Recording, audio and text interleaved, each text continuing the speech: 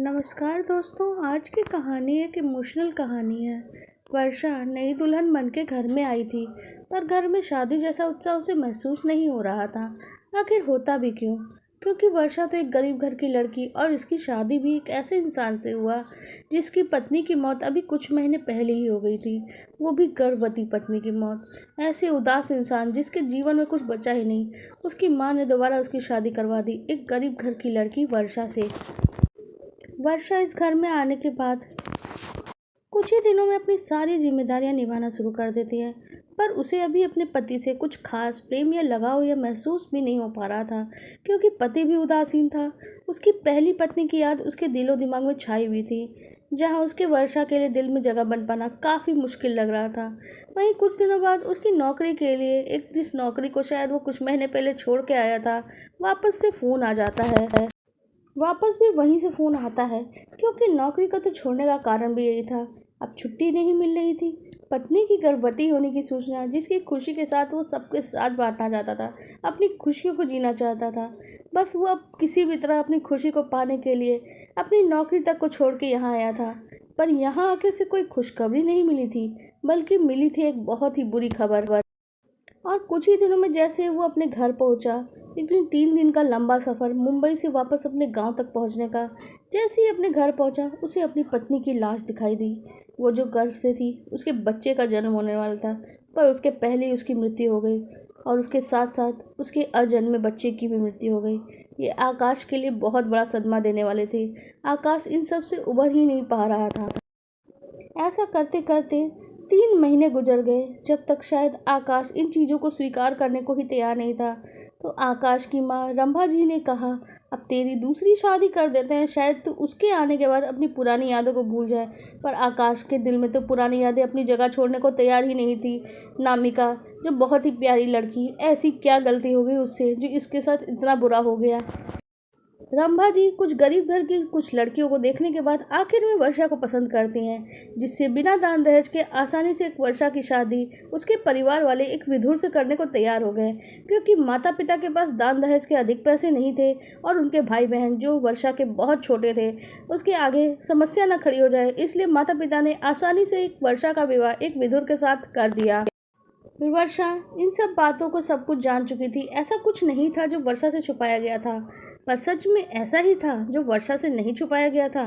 आकाश की पहली पत्नी नामिका की मौत के बारे में, उसके गर्भवती होने के बारे में तो वर्षा को पता था, और उसके छत से गिरने, उसकी मौत होने के बारे में भी उसको पता था। पर क्या सच में उसे सारा सच पता था? ऐसे ही समय बीतने लगा। 2 महीना होते होते वर्षा की आंखों के आंसू, कभी वर्षा का प्यार, वर्षा के बलिदान, उसके परिवार के प्रति जिम्मेदारियां उठाना आकाश देखता था और महसूस भी करता था। 2 महीने के बाद उसे शहर के बाद नौकरी करने जाना ही था, उसे निकलना था। उसकी छुट्टियां भी ख़त्म होने वाली थी। जीवन का निराशा लेकिन कम होने का नाम नहीं हो रहा था। लेकिन वर्षा को देखते देखते उसके जीवन में कुछ ऐसा हुआ जो प्रकृति ने बनाया है एक दूसरे को मिलने के लिए। बस वही हुआ वर्षा और आकाश के बीच। आकाश के दिल में वर्षा के प्यार के अंकुर फूटने लगे, और वर्षा के दिल में भी प्यार की हल्की बरसात शुरू हो गई। लेकिन इस बीच उनकी छुट्टियां ख़त्म हो गई। आकाश वर्षा को वहां ले जाना चाहता था, पर रंभा जी ने कहा, 2-3 महीने यहाँ रहने दो, फिर ले जाना, फिर क्या जल्दी पड़ी हुई है। वर्षा अभी जिम्मेदारी निभाने के लिए भी तैयार थी, घर की जिम्मेदारियाँ वो उठाने को तैयार थी। आकाश उसे छोड़ के ही मुंबई चला जाता है। नामिका की फ़ोटो पे हार ठीक करते हुए वर्षा अपने घर की साफ़ सफाई कर रही थी। तभी पीछे से एक लड़का, जो वर्षा का देवर था, अचानक ही आके उसे पकड़ लेता है। वर्षा पहले तो इसे मजाक समझती है और बात को टाल मटोल करती है, लेकिन उसकी हरकतें दिन पर दिन बढ़ते जा रही थी।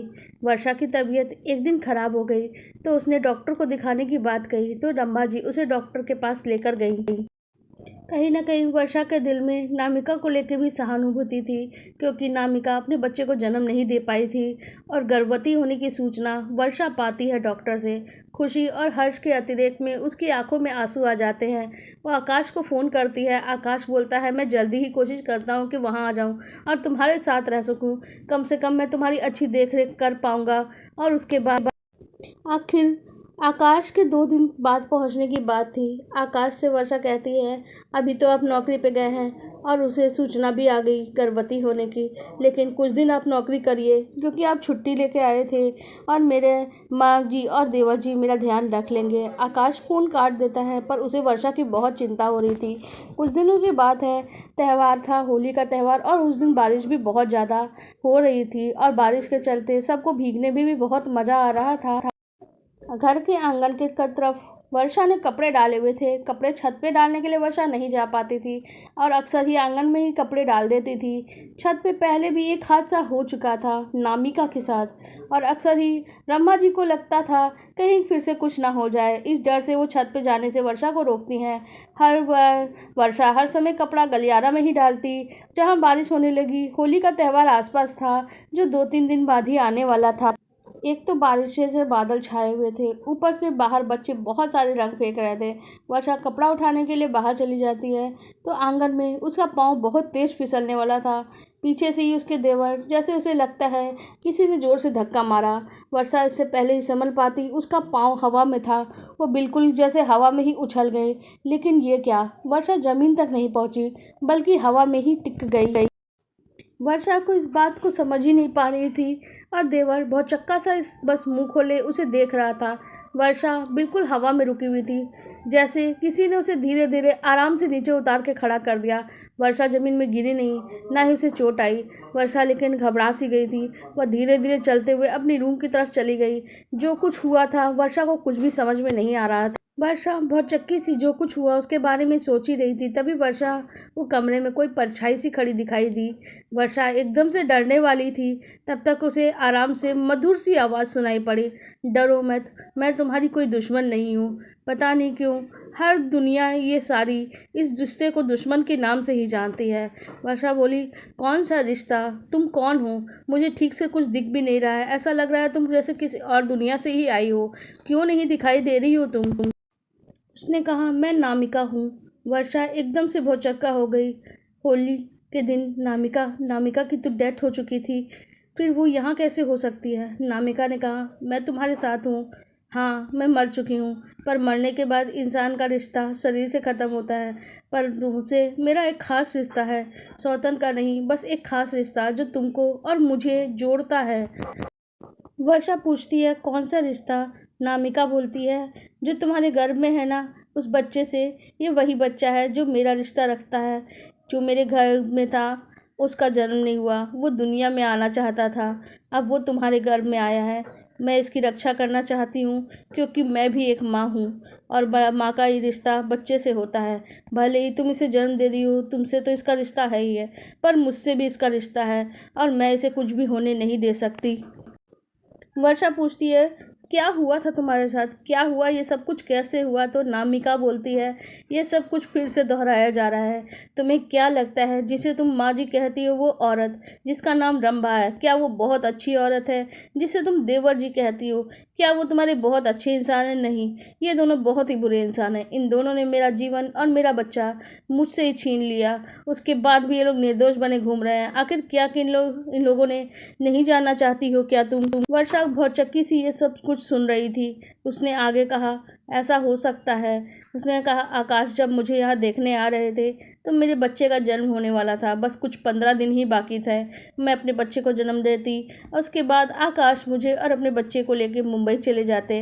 हम दोनों ने किराए का घर भी देख लिया था, जो ऑफिस की तरफ से हमें मिल रहा था। हम लोग खुशी खुशी अपना पूरा जीवन शुरू कर सकते थे, जो खुशियों से भरा हुआ होता। पर जैसे ही रंभा जी को आकाश ने फ़ोन किया, माँ, अपने बच्चे को और नामिका को लेके मैं मुंबई चला जाऊंगा, तुम्हारे पास छोटा बेटा है और छोटी बहू आएगी तो उससे अपनी सेवा करवा लेना। आकाश ने तो ये बात बस मजाक में ही कही थी, लेकिन वो लेके तो जाना ही चाहता था। लेकिन रंभा जी को तो ऐसा लगा कि जैसे उसकी कोई सेवा कर ही नहीं सकता, ना ही वो कोई नौकरानी रख सकती हैं। वो मुझे किसी भी कीमत पे रोक लेना चाहती थी, उसके लिए वो साम दाम दंड भेद कुछ भी करना चाहती थी। उन्हें तो बस एक नौकरानी चाहिए थी, लेकिन शायद उसे उस नौकरानी का जीवन भी नहीं चाहिए था। मैं अपने देवर, जो अभी तुम्हारा देवर है, और रंभा जी, जो अभी तुम्हारी सास है, उनकी जी जान से सेवा करती थी। फिर भी वो नहीं चाहती थी कि मैं अपना जीवन निर्वाह करूं अपने पति के साथ। वो तो घर का नौकर चाहते थे। उनको ने रोकने के लिए मेरे साथ तंत्र मंत्र जैसी भी क्रियाएं की। जब कोई क्रिया सफल नहीं हो पाई, क्योंकि मैं महादेव की बहुत बड़ी भक्त थी, तो उन लोगों ने वो तरीका अपनाया जो सबके लिए जानलेवा बन गया।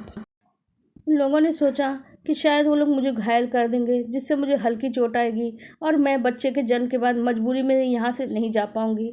उस दिन जब मैं छत पर गई तो ऐसी ही बारिश हो रही थी। कोई त्यौहार तो नहीं था। मैं छत से कपड़ा उठा रही थी, तभी देवर मेरे पीछे से आता है और मुझे बस हल्का सा धक्का देके गिरा देना चाहता था, ताकि मुझे हाथ पाँव में चोट आ जाए या फिर मेरे बच्चे को हल्की चोट आ जाए। पर मुझे धक्का जोर का लगा। मेरा पाँव बहुत तेज़ फिसला और मैं छत से सीधा नीचे गिर गई। आवाज़ सुन के मेरी सास यानी रंभा जी नीचे आके देखती है तो वहाँ मेरी लाश पड़ी थी। मैं खुद अपना शरीर छोड़ चुकी थी और अपनी लाश और अपने बच्चे की लाश को देख रही थी। मेरी आंखों में आंसू थे, पर मैं कुछ नहीं कर सकती थी। मेरी तो सारी ताकत खत्म हो चुकी थी और मेरी आत्मा बस रो रही थी। कुछ महीने बीते और इस मामले को ठंडा कर दिया गया। किसी को कुछ भी नहीं पता चला, ना ही आकाश को कुछ भी पता चल पाया। कुछ महीनों बाद जब तुम्हारे बच्चे का जन्म होगा तो मैं चाहती हूँ तुम आकाश के साथ चली जाओ। उसने जो तंत्र किया था उसके साथ, कि मैं उसके साथ हमेशा के लिए बंध के रह जाऊँ, यानी रंभा जी के साथ, अब वो तंत्र काम करेगा। क्योंकि मेरा शरीर जीवित नहीं है, अब मैं उसके साथ हमेशा के लिए रहूँगी और उसके किए हुए दर्द का हिसाब करूँगी। वर्षा ये सुन के उसकी आंखों में आंसू आ गए। वर्षा कई चीज़ें होती है, अभी भी होती उसके साथ, लेकिन अब वर्षा बहुत सावधान रहने लगी थी। कई बार पीछे से वर्षा के रंभा जी आती और जानबूझ के उसे चोटिल करने की कोशिश करती, तो कभी देवर जानबूझ के चोट लगाने की कोशिश करता, पर उनकी हर कोशिश असफल रहती, क्योंकि वर्षा बहुत सावधान रहती थी और कभी कभी नामिका के आसपास होने के कारण, जिसका एहसास रंभा जी को तो नहीं था। पर कुछ महीने ऐसे ही बीत जाते हैं और वर्षा एक प्यारे से बच्चे को जन्म देती है। आकाश उस समय उसके साथ नहीं था, लेकिन आकाश जब वापस आता है तो वर्षा को वो मुंबई लेके जाने की बात करता है। मुंबई जाने से पहले वर्षा कहती है, मुंबई मुझे सिर्फ एक चीज़ लेके नहीं जानी, सिर्फ एक और चीज़ है जिसे मैं लेके जाना चाहती हूँ। नामिका की तस्वीर मैं ले जाना चाहती हूँ। आकाश कहता है, हाँ, नामिका मेरी यादों में है। नामिका से मैं बहुत प्यार करता है था और उसकी तुम इतनी इज्जत करती हो तो मुझे बहुत अच्छा लगता है। नामिका की तस्वीर को वर्षा अपने बैग में रख लेती है। आकाश को रास्ते में ही वो सारी बातें बताती है।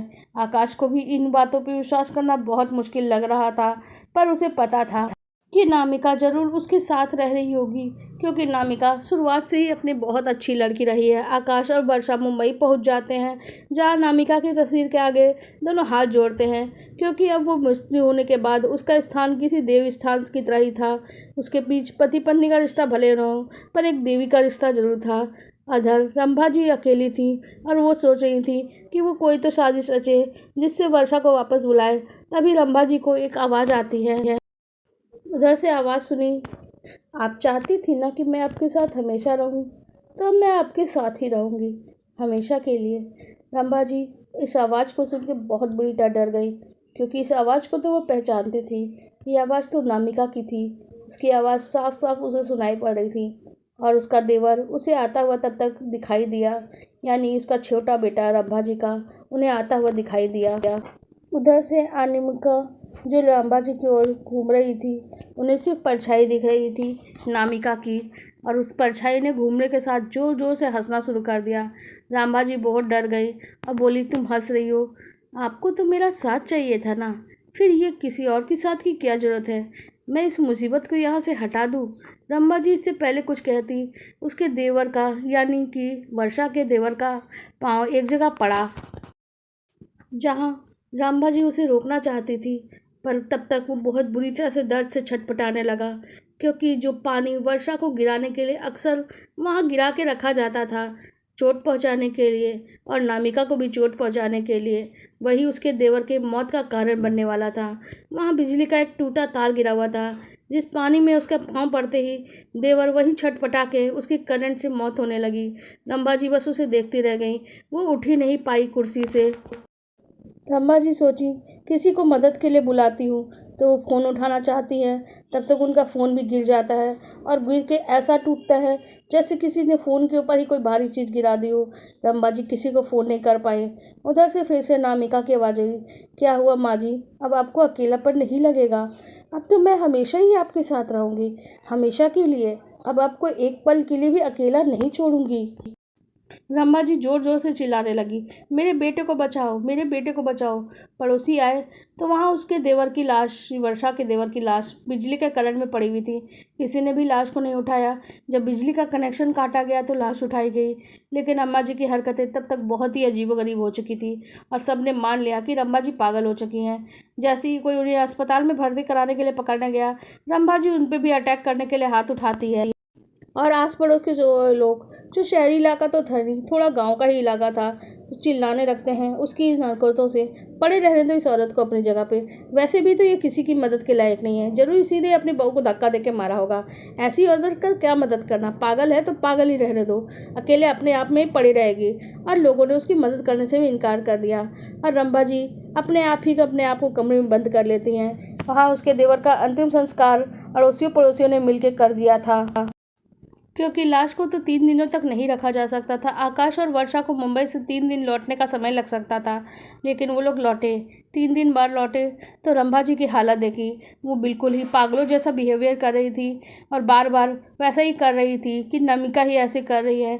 पर कोई भी उनकी बातों पर विश्वास नहीं करता कि नमिका उनके साथ है या फिर नमिका ऐसा कर रही है। वर्षा को भी इस बात पर कोई विश्वास नहीं हो पा रहा था।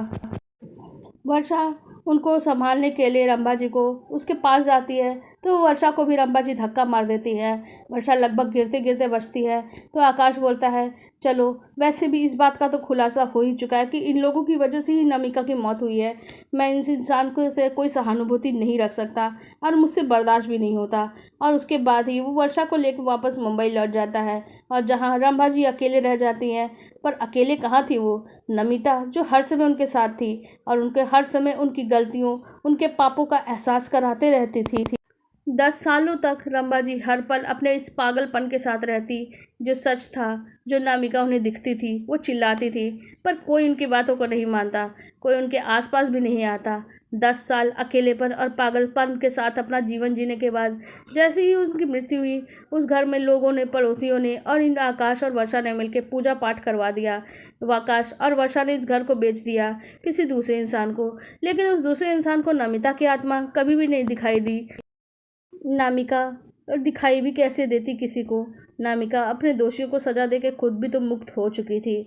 वर्षा और आकाश अपना जीवन खुशी खुशी जी रहे थे, बस नामिका को याद करते थे, क्योंकि नामिका ही वो एक इंसान थी, जिस वो आत्मा थी या जो भी है। वर्षा और आकाश के बच्चे की रक्षा उसी ने ही की थी और इसके बारे में बस कोई नहीं जानता था, सिर्फ वर्षा ही जानती थी किस तरीके से नामिका ने उसका जीवन और उसके बच्चे का जीवन बताया था। आपको हमारी ये कहानी कैसी लगी कमेंट सेक्शन में ज़रूर बताइएगा। अगर हमारा चैनल पसंद आ जाता है तो चैनल को सब्सक्राइब कर दीजिएगा, वीडियो को लाइक कर दीजिएगा।